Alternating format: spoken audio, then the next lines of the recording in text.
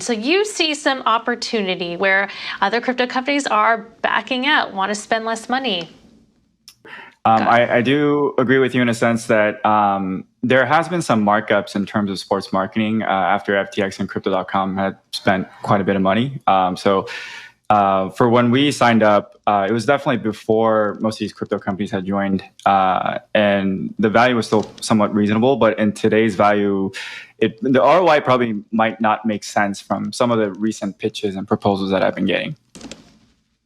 All right, so we're hearing from IAG, a sports partnerships consultancy, saying that crypto companies help fuel the NBA's sponsorship revenue to a record $1.6 billion in the 2021-22 season.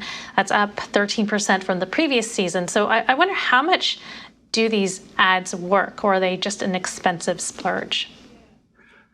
No, in our case, it's been very effective. Some of our traditional competitors in the fiat world, like Rakuten and Honey, have been NBA sponsors, which is why we started looking into it, which is why we started doing a lot of market research into how effective these might be.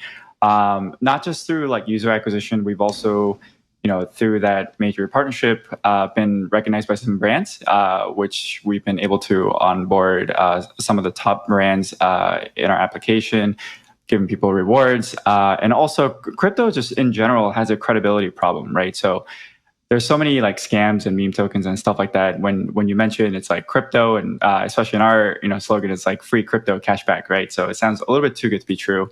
But when we have a major partnership like with the Trailblazers, it brings in a little bit of a credibility and some recognition, and the fact that they've seen it from NBA is more trustworthy. And so in terms of like the CPI or like install costs to get people over the hurdle of is this a scam or not, it's a huge significant difference. All right.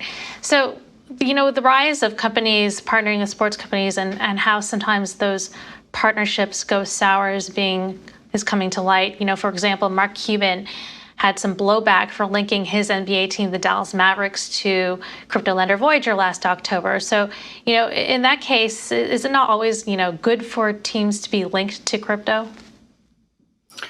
I think right now it's a little bit sensitive, right? Because so many things blew up. But I mean, we've seen like 2000s, Enron had a stadium, right? And then that blew up too as well, right? But I think, give it a few years, crypto will still recover. I mean, the good companies will survive and continue building throughout this bear market, or whether we hit a recession or not, and continue just innovating in the space. So sports marketing is pretty effective if done right, and the cost is somewhat reasonable.